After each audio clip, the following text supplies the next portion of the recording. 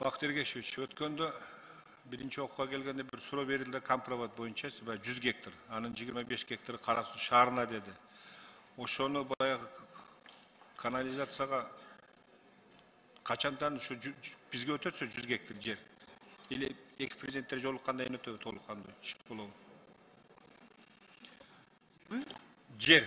Өзбекстандан биздин Кара Суу районуна 100 гектар жер өттү да. Анын 24 гектары Кара Суу шаарына, калган 76 Акташка өттү да. Азыр ратификация кол коюп болду, бүттү, азыр өтөт. Азыр Өзбек мамлекетинин президенти интернеттен көрдүм, алда кол койду деген маалымат берди. Ушул 100 гектар жерги бизге өтөт Кыргызстанга. Толукканды мына жылда бүтөт ушу менен, а? Өтүп бүтөт да. Эндиги жылдан ал жерде мага кийин анан пландаган иштерди комиссиялар анан тактап, анан берет да ошо жерлерди Кара Суу шаарга. Экинчи суроо дагы Савай боюнча. Мына бул компроматтын кесепети биздин ошол Савай айыл өкмөтүнө өтө катуу таасирин тийгизип атат да. Миңдеген гектар жерден алдынан суу чыгып, бүгүн керексиз болуп атат да. Өткөндө жооп берип атып айтты эле ушу Бактыр Ергешевич ошо менен. Ал маселени мен билем.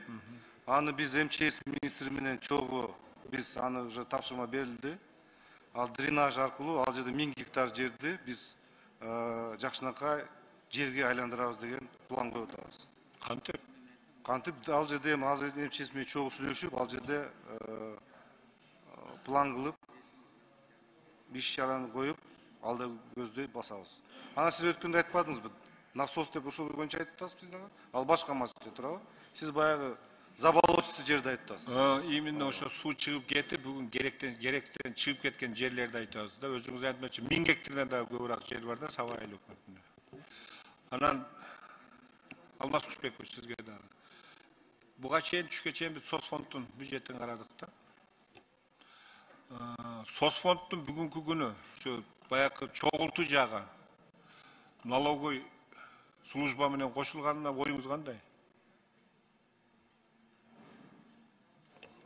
Эми айтып кетишибиз керек, эң башынан баштап ошо 90-жылдары мен өзүм да налог инспекция иштегем, ошо как раз соцфондду бизде чогултканбыз, салык кызматы, сбор кылыпчы. Бүгүнкү күндө бул эми плюс минустарына караганда нейтральный го дейм.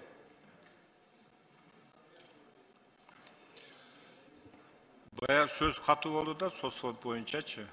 Азыр нормасы 3 дейт, 0,8ге түшүп кетип атат дейт да. Ушул келечекте бизде соцфонддо алып аткан пенсионерлердин бир убага келип ум менен анан башка нерсе менен берип калбайсыңарбы деген ой айтылып атат да.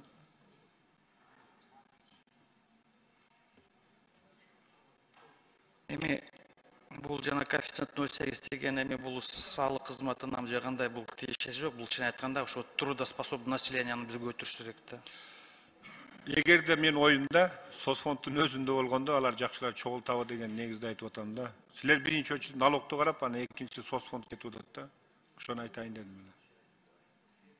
Бактыр Ергешевич, убактым бар экен. Аэропорт боюнча эмне маселе болуп атат?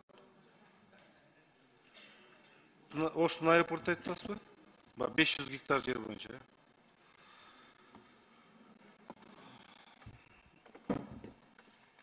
Ал жерге тиги тапшырма бергенбиз Настаевка.